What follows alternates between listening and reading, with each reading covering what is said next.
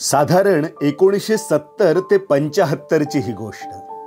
कपिल देव निखंज आणि योगराज सिंग हे दोन मित्र भारतीय संघात जलदगती गोलंदाज होण्याची स्वप्ने पाहत मैदानात घाम गाळत असतात। एक जण यशस्वी होतो, तो स्वतंत्र भारताला 1983 चा विश्वचषक जिंकून देतो। क्रिकेट विश्वात कपिल देव नावाने हा खेळाडू ओळखला जातो। पण दुसरा मित्र योगराज सिंग मात्र करिअरच्या मागे चाचपडत राहतो। भारतीय संघात पदार्पण करतो, पण फक्त एक कसोटी सामना आणि 6 वनडे सामने खेळून योगराज सिंग यांचे करिअर संपून जाते। ते कधी लहान मुलांना कोचिंग करताना दिसतात, तर कधी विविध भाषिक चित्रपटांच्या स्क्रीनवर झळकतात। परिस्थितीमुळे या माणसाच्या स्वभावात विलक्षण राकटपणा येतो। पुढे शबनम सिंग यांच्यासोबत योगराज यांचे लग्न होते आणि या दाम्पत्याच्या जीवनात एक सुखद क्षण येतो। 12 डिसेंबर 1981 रोजी योगराज सिंग यांच्या घरात पाळणा हलतो आणि एक राजबिंडा बालक जन्माला येतो। या मुलाच्या चेहऱ्यावर तेज होते, जो एखाद्या राजकुमारासारखा वाटत होता। बालकाचे नाव ठेवले जाते युवराज। मैदानी खेळात चपळ असलेल्या युवराजला टेनिस आणि रोलर स्केटिंग मध्ये विशेष आवड होती। आई शबनमला या मुलाचं भलतंच कौतुक होतं। युवराजने काही सांगावं आणि आईने ते करावं, इतकं प्रेम या मायलेकरांमध्ये होतं। युवराज सुद्धा आईवर तेवढंच प्रेम करायचा। एक दिवस अंडर 14 राष्ट्रीय रोलर स्केटिंग स्पर्धा जिंकून युवराज ट्रॉफी आणि मेडल घेऊन आनंदाने घरी येतो। पण योगराज सिंग यांच्या चेहऱ्यावर मात्र या गोष्टीचे अजिबात कौतुक नव्हते। युवराज ट्रॉफी आणि मेडल आपल्या वडिलांना दाखवतो, पण योगराज सिंग काहीच न बोलता ते ट्रॉफी आणि मेडल एका कोपऱ्यात भिरकावून देतात। ते युवराजला डोळे वटारून म्हणतात, क्रिकेटकडे लक्ष केंद्रित कर, मी उद्यापासून तुला रोज कोचिंग करेन। युवराजला या गोष्टीचे भयंकर वाईट वाटते। योगराज सिंग युवराजला जवळ करत छातीशी कवटाळतात। त्यांच्या डोळ्यात पाणी येतं आणि ते आपल्या क्रिकेट करिअरसाठी आपण काय काय केलं याची गोष्ट आपल्या मुलाला सांगतात। वडिलांच्या डोळ्यातील पाणी बघून युवराजला रडू कोसळते। आपल्या वडिलांनी आपल्यासाठी काय काय स्वप्ने पाहिली हे युवराजला कळून चुकते। एक कर्तबगार मुलगा तोच असतो, जो आपल्या वडिलांच्या डोळ्यातील स्वप्न चोरतो। एक कर्तबगार मुलगा तोच असतो, जो बापाच्या डोळ्यातून सांडणाऱ्या अश्रूंची किंमत जाणतो। त्या दिवसापासून युवराज आपल्या वडिलांच्या डोळ्यातील स्वप्न घेऊन पाठलाग करण्याचा निश्चय करतो। वडील योगराज सिंग युवराजला रोज क्रिकेटचे धडे देऊ लागतात। सकाळी लवकर उठून ते प्रॅक्टिस घेऊ लागतात। युवराज सुद्धा स्केटिंग आणि टेनिस विसरून बॅट उचलतो आणि या मुलामध्ये अलौकिक अशी क्रिकेटची प्रतिभा वडील योगराज सिंग बरोबर हेरतात। युवराज मैदानात तासनतास घाम गाळू लागतो। एक दिवस पटियालाच्या महाराणी क्लबमध्ये युवराज प्रॅक्टिस करत असताना योगायोगाने भारताचा सलामीवीर नवजोत सिंग सिद्धू तिथे असतो। योगराज सिंग सिद्धूच्या जवळ जातात आणि म्हणतात, पाजी जरा देख के बताओ मेरा युवराज कैसा खेल रहा है। नवजोत सिंग सिद्धू खूप वेळ तिथं राहून युवराजची फलंदाजी पाहतात आणि शेवटी जाताना ते योगराजला म्हणतात, योगराज तू युवराज के ऊपर खाली फुकट अपना समय बर्बाद कर रहा है। युवराज तो क्रिकेट के लिए बना ही नहीं है। नवजोत सिंग सिद्धू यांचे हे शब्द जेव्हा युवराजच्या कानावर पडतात, तेव्हा हे बोचक शब्द युवराजच्या हृदयावर घाव घालतात। एखाद्या पारद्याने अवकाशात उडू पाहणाऱ्या पक्षावर तीक्ष्ण हत्याराने वार करावा आणि पक्षी तडफडत पाण्याच्या शोधात निघावा, तसा युवराज सिंग त्या दिवशी क्रिकेटसाठी तडफडत राहिला। त्या दिवशी त्याच्या आयुष्याला कलाटणी मिळाली।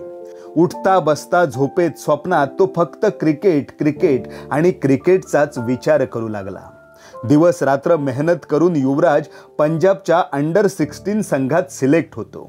तो जेव्हा क्षेत्ररक्षणासाठी उभा राहायचा, तेव्हा फलंदाजाची एक धाव घेण्याची हिम्मत नव्हती, इतकी ऊर्जा ह्या मुलामध्ये होती। युवराज नावाची चर्चा पंजाबच्या क्रिकेट जगतात होते आणि हा चंदीगडचा युवराज 2000 सालच्या अंडर 19 वर्ल्ड कपसाठी सिलेक्ट होतो। मोहम्मद कैफच्या कप्तानीमध्ये या विश्वचषकात युवराजने धावांचा डोंगर रचला। 103च्या सरासरीने तो 209 धावा करतो आणि आपल्या फिरकी गोलंदाजीने 12 विकेट घेतो. भारताचा अंडर-19 संघ श्रीलंकेला पराभूत करत 2000 सालच्या विश्वचषकावर आपले नाव कोरतो. Yuvraj Singh player of the tournament ठरतो आणि युवराज सिंग या मुलाचे नाव हिंदुस्थानच्या कानाकोपऱ्यात पोहोचते. या खेळीनंतर चंदीगडचा हा युवराज वयाच्या फक्त 19व्या वर्षी भारतीय संघात डेरे दाखल होतो आणि सुरू होतो तो झंझावात. 3 ऑक्टोबर 2000 साली चॅम्पियन ट्रॉफीमध्ये केनिया विरुद्ध युवराजने आपला पहिला सामना खेळला. पण या पहिल्या सामन्यात युवराजला फलंदाजीची संधीच मिळाली नाही. या मालिकेत भारताचा दुसरा सामना जगतजेत्या ऑस्ट्रेलिया संघासोबत असतो. या सामन्यात मात्र युवराजचा कस लागणार होता, कारण दुनियेतला सगळ्यात वेगवान गोलंदाज ब्रेट ली, ग्लेन मॅग्राथ, गिलेस्पी सारख्या चतुर आणि घातक गोलंदाजीचा सामना ह्या 19 वर्षाच्या मुलाला करायचा होता. या सामन्यात सुरुवातीला भारतीय संघ पूर्णतः ढेपाळतो. सचिन तेंडुलकर, सौरव गांगुली, विनोद कांबळी, राहुल द्रविड या सगळ्यांनी मिळून केवळ 136 धावांपर्यंत मजल मारलेली असते. पण ऑस्ट्रेलिया संघाला कुठे माहीत होतं, नावाने जरी युवराज असला तरी क्रिकेटचा राजा जन्माला आला होता. युवराज ऑस्ट्रेलियन गोलंदाजीवर तुटून पडतो.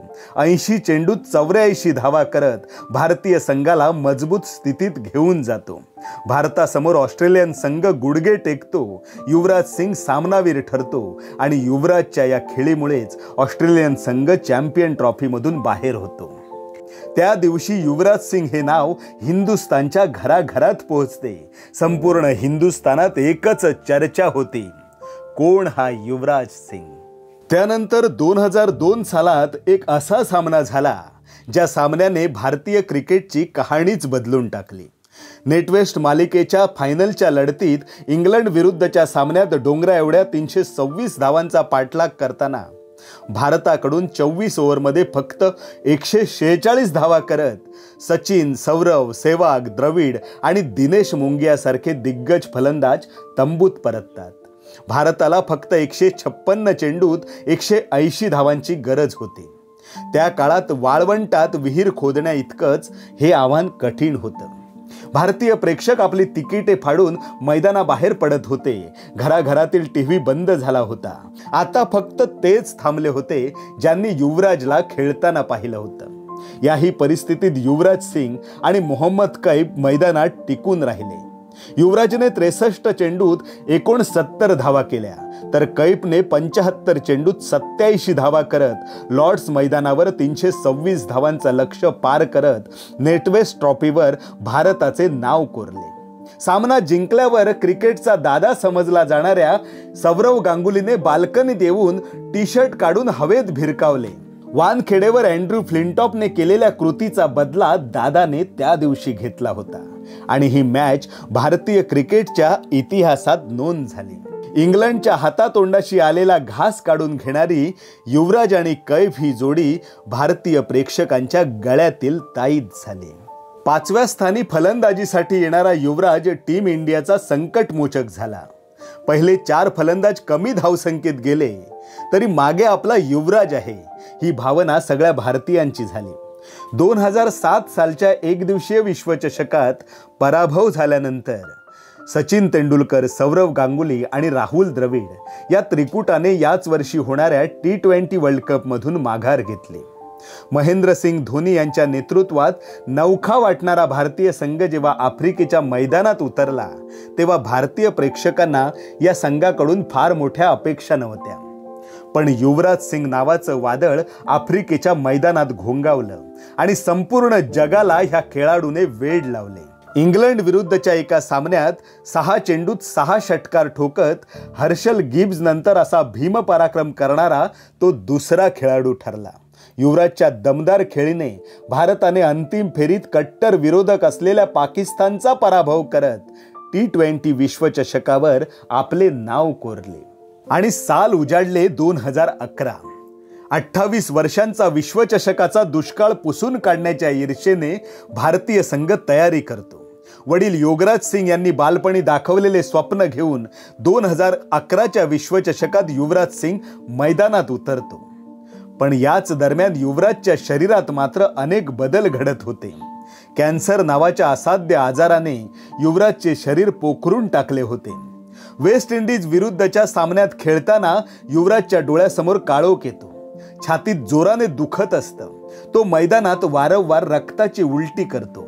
पण भारत मातेचा हा सपूत ही गोष्ट मात्र सर्वांपासून लपवून ठेवतो. आपला नैसर्गिक खेळ करत राहतो. या सामन्यात युवराज 113 धावा करतो आणि भारताला विजय मिळवून देतो. पुढे ऑस्ट्रेलिया विरुद्ध युवराज आणि गौतम गंभीरच्या विजयी पार्टनरशिपमुळेच अजय आणि अपराजित समजल्या जाणाऱ्या ऑस्ट्रेलियन संघाला भारतीय संघ बाहेरचा रस्ता दाखवतो. या विश्वचषकात युवराज 4 वेळा मॅन ऑफ द मॅच आणि प्लेयर ऑफ द टुर्नामेंट ठरतो. तो 362 धावा आणि 15 विकेट घेत 2011चा विश्वचषक भारताच्या नावावर करतो. 28 वर्षानंतरचे विश्वविजेतेपदाचे स्वप्न साकार करणारा, अनेक ऐतिहासिक सामन्यात जीवाचे रान करत भारतीय क्रीडा रसिकांच्या जीवनात सुवर्ण क्षण पेरणारा, आपल्या फिरकी गोलंदाजीने महत्त्वाचा विकेट टिपणारा, डावखुऱ्या खेळ शैलीने षटकारांचा वर्षाव करणारा हा अष्टपैलू खेळाडू होता युवराज योगराज सिंग. नमस्कार मित्रांनो, मी प्रणय राऊत. प्रेरणा क्रिएशन्स माझी कविता या आमच्या यूट्यूब चॅनलच्या माध्यमातून आज ध्येयवेडी माणसे या सदरात भारतीय क्रिकेटवीर युवराज सिंग यांच्याविषयी जाणून घेत आहोत. युवराज सिंग यांचा जन्म दिनांक 12 डिसेंबर 1981 रोजी पंजाबच्या चंदीगड प्रांतात एका शीख जाट कुटुंबात झाला. वडील योगराज सिंग हे वेगवान गोलंदाज होते, तर आई शबनम ह्या गृहिणी आहेत. छोट्या युवराजला बालपणात टेनिस आणि रोलर स्केटिंग हे खेळ खूप आवडायचे. वडील योगराज यांनी या मुलाला क्रिकेटचे धडे दिले. सोबतच DAV पब्लिक स्कूलमध्ये युवराजने प्राथमिक शिक्षण पूर्ण करून पंजाब विद्यापीठ चंदीगड येथून DAV कॉलेजमधून वाणिज्य विषयात पदवीपर्यंत शिक्षण पूर्ण केले. युवराजने बाल कलाकार म्हणून मेहंदी सगनादी आणि पुट सरदारा या 2 पंजाबी चित्रपटांमध्ये छोट्या भूमिका देखील केल्या. डावखुऱ्या शैलीत खेळणारा युवराज उत्तम फिरकी गोलंदाज पण होता. 16 वर्षाखालील मुलांमध्ये खेळताना या मुलाचे नाव विद्यापीठ जगतात चर्चेत आले. पुढे 19 वर्षाखालील मुलांच्या वर्ल्ड कपमध्ये तर ह्या मुलाने कमाल केली.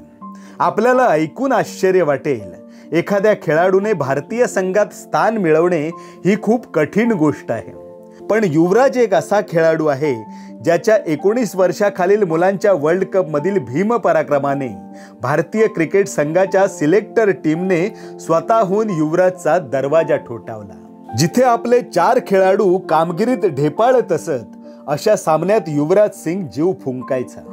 असे असंख्य सामने होते जिथे युवराजने भारतीय संघाचा पराभव विजयात रूपांतरित केला. फलंदाजी सोबत युवराज आपल्या फिरकी गोलंदाजीने सुद्धा कमाल करायचा. पण युवराजच्या कारकीर्दमध्ये त्याने टाकलेली एक अशी ओव्हर होती, ती इतकी महागडी ठरली की या ओव्हरमुळे पुढचे 14 दिवस युवराज सिंग झोपला नाही. दिनांक 5 सप्टेंबर 2007ला इंग्लंडच्या धर्तीवर 7 सामन्यांच्या मालिकेत एका सामन्यात इंग्लंडच्या दिमित्री मस्कारेहान्सने युवराजला सलग 5 षटकार ठोकले. हा सामना भारत जिंकला खरा, पण त्या दिवशी युवराज सिंगची जी नाचक्की झाली, या नाचक्कीमुळे पुढचे 14 दिवस युवराज सिंग झोपलाच नाही. साल 2007च्या एकदिवसीय विश्वचषकात भारतीय संघाचा दारुण पराभव होतो आणि सचिन तेंडुलकर, सौरव गांगुली, राहुल द्रविड हे भारताचे क्रिकेटचे त्रिदेव पुढे होणाऱ्या T20 वर्ल्ड कपमधून माघार घेतात. अनुभवी खेळाडू नसल्याने भारतीय संघ नवखा वाटत असतो. तरी सुद्धा आपला पारंपरिक प्रतिस्पर्धी पाकिस्तानला पराभूत करत टीम इंडिया सुपर 8 मध्ये प्रवेश करते. पण सुपर 8 मधील पहिल्याच सामन्यात टीम इंडियाचा न्यूझीलंड सोबत 11 धावांनी पराभव होतो. आता टीम इंडियाला इंग्लंड सोबत डू ऑर डायची लढाई खेळायची असते. कुणी सिनियर खेळाडू नसलेल्या टीम इंडियाकडून भारतीय प्रेक्षकांना जास्तीच्या अपेक्षा नव्हत्या. शिवाय सामना क्रिकेटच्या जन्मदात्या इंग्लंड सोबत होता. भारताने फलंदाजी करताना सेहवाग आणि गंभीरने 88 चेंडूत 136 धावांची भागीदारी केली होती. 15 ओव्हरच्या समाप्तीनंतर भारताचा स्कोर 1/138 धावा असा होता. यानंतर भारताचे सलग 3 विकेट तंबूत परततात. धावफलकावर धावा असतात. 16 ओव्हर 4 चेंडूमध्ये 155 धावा आणि 20 चेंडू शिल्लक असताना मैदानात एंट्री होते ती क्रिकेटच्या युवराजची. तोच इंग्लंड संघ असतो ज्याने 14 दिवसापूर्वी युवराजच्या एका ओव्हरमध्ये 5 षटकार ठोकले होते आणि तेच चेहरे समोर असतात. फक्त यावेळी युवराजच्या हातात बॉलऐवजी बॅट असते. मागच्या 14 दिवसांची आग युवराजच्या डोळ्यात असते. युवराज खेळण्यासाठी उभा राहतो आणि फ्लिंटॉपचा पहिला चेंडू निर्धाव जातो. पण फ्लिंटॉपच्या 4थ्या आणि 5व्या चेंडूवर युवराज सलग 2 चौकार ठोकतो. मैदानात फ्लिंटॉप आणि युवराज यांची बाचाबाची होते. फ्लिंटॉप युवराजला भर मैदानात तुझी मुंडी धडापासून वेगळी करेन अशी धमकीच देतो. पंच या भांडणात हस्तक्षेप करतात आणि वातावरण शांत होते. पण फ्लिंटॉपला कुठे माहीत होतं, युवराजची पंगा घेऊन आपण आपले हात जळत्या निकाऱ्यात ठेवले होते. 19वी ओव्हर घेऊन स्टुअर्ट ब्रॉड आला होता. आता युवराजचा राग शिगेला पोचला होता. ब्रॉडच्या पहिल्या चेंडूवर युवराज षटकार ठोकतो आणि प्रेक्षक मैदान डोक्यावर घेतात. पुढे प्रत्येक चेंडू युवराज सीमारेषे पार करतो आणि सलग 4 षटकारानंतर मैदानातील सगळे प्रेक्षक उठून उभे राहतात. युवराजचा 5वा षटकार त्याच खेळाडूच्या डोक्यावरून जातो ज्याने युवराजला 14 दिवसांपूर्वी सलग 5 चेंडूत 5 षटकार ठोकले होते. त्या खेळाडूचं नाव होतं दिमित्री मस्कारेहान्स. लोक 6व्या षटकाराच्या प्रतीक्षेत असतात आणि युवराज ब्रॉडच्या 6व्या चेंडूवर षटकार ठोकतो आणि हर्षल गिब्स नंतर सलग 6 चेंडूत 6 षटकार ठोकणारा युवराज दुसरा फलंदाज ठरतो.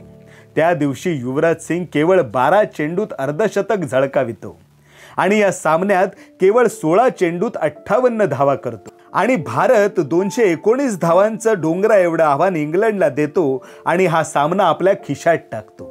अंतिम सामन्यात भारत पाकिस्तानला नमवून विजेतेपद पटकावतो. पुढे 2011च्या वर्ल्ड कप दरम्यान युवराजच्या शरीरात अनेक बदल होत असतात. त्याच्या छातीत दुखत असतं, डोळ्यासमोर काळोख येत असतो.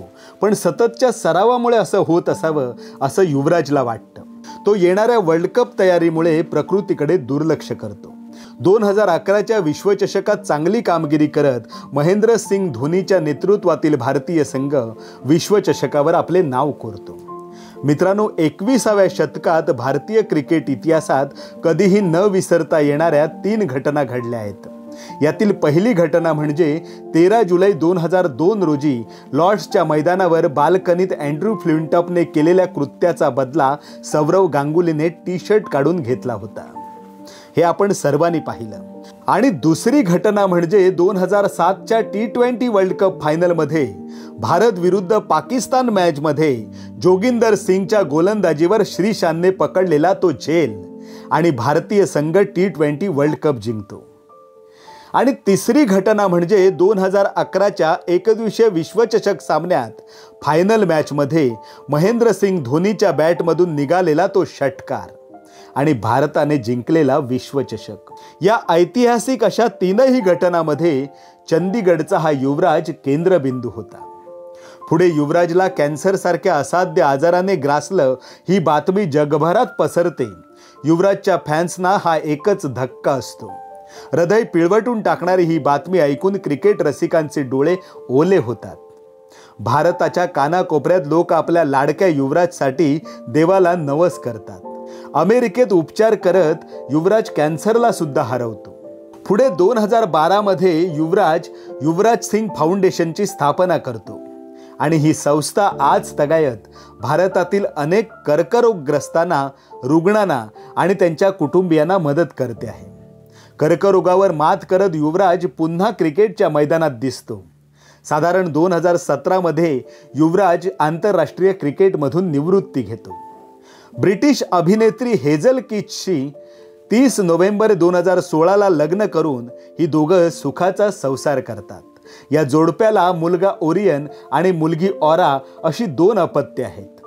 युवराज सिंग यांना त्यांच्या जीवनात अनेक देश विदेशातील पुरस्कारांनी सन्मानित करण्यात आले. 2014 मध्ये त्यांना FICCIच्या वर्षातील सर्वात प्रेरणादायी खेळाडू या पुरस्काराने सन्मानित करण्यात आले. भारत सरकारने युवराज यांना अर्जुन पुरस्कार आणि पद्मश्री पुरस्काराने सुद्धा सन्मानित केले. मित्रांनो, युवराज योगराज सिंग हे नाव क्रिकेट विश्वात येणाऱ्या अनेक पिढ्यांना दीपस्तंभ आणि प्रेरणादायी ठरत राहील. तुम्हाला युवराजची आवडलेली एखादी खेळी नक्की कमेंट करून सांगा. भारताच्या या महान खेळाडूला प्रेरणा क्रिएशन्स माझी कविता या आमच्या यूट्यूब चॅनलच्या माध्यमातून मानाचा मुजरा. मित्रांनो, आमच्या प्रेरणा क्रिएशन्स माझी कविता या चॅनलवर जर आपण नवीन असाल तर चॅनलला नक्की लाईक करा, सबस्क्राईब करा. मी प्रणय राऊत आता आपली तात्पुरती रजा घेतो. लवकरच भेटूया एका नव्या व्हिडिओसह. धन्यवाद.